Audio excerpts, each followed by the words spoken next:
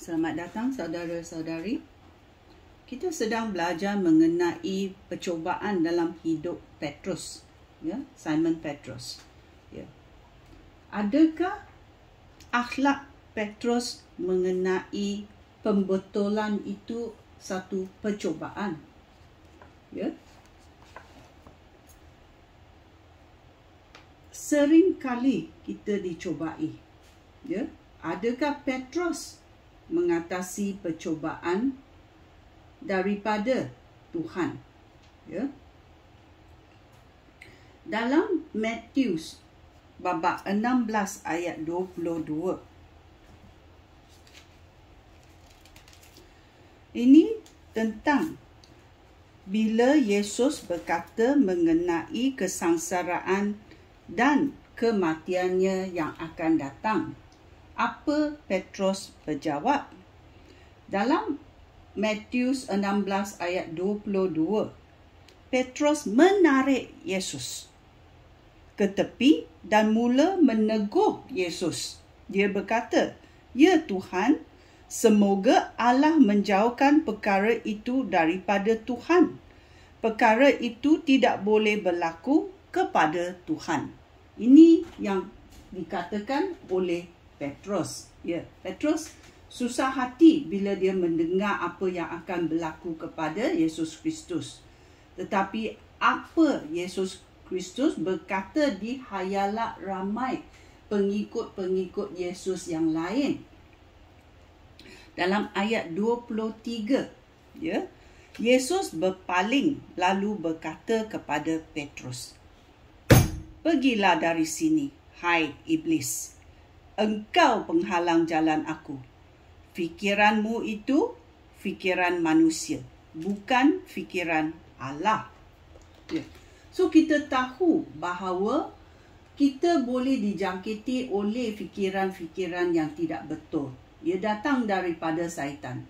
Dan Yesus berkata, ya, dan berkata di hadapan Petrus dan di hadapan pengikut-pengikut yang lain, "Pergilah dari sini, hai iblis. Engkau penghalang jalan aku. Fikiran kamu itu fikiran manusia, bukan fikiran Allah."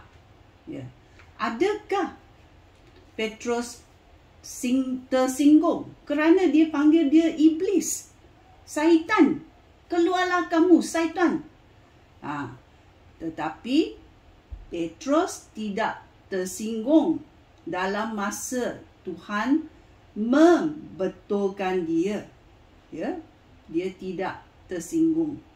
Ya, kerana dalam pengajaran Yesus kepada pengikut-pengikutnya, supaya kita menyerah diri kepada Tuhan, ramai yang tidak mahu mengikut Yesus lagi. Ya. Ramai yang tidak mahu mengikut Yesus lagi.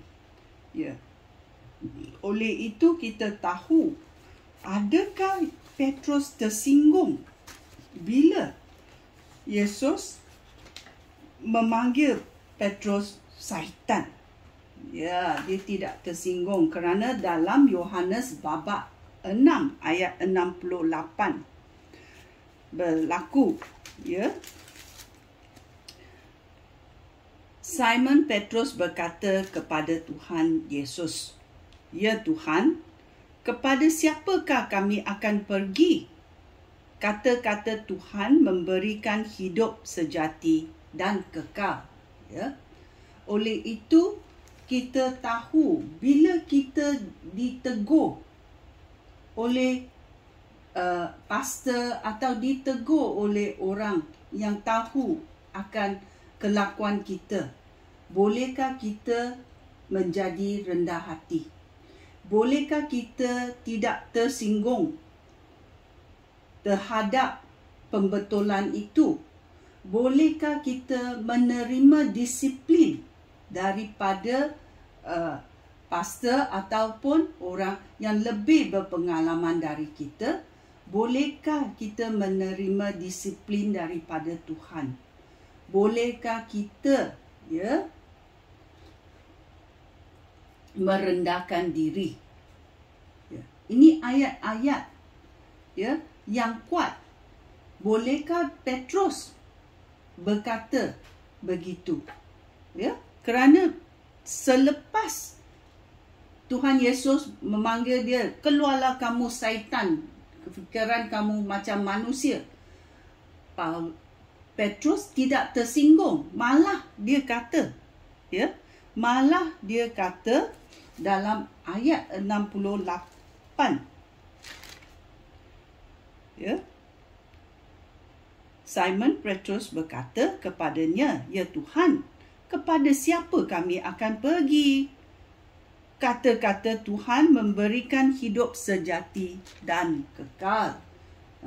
So dia tidak meninggalkan Yesus Kristus walaupun Yesus membetulkan dia. Dia merendahkan diri. Dia menerima disiplin daripada Tuhan. Ya.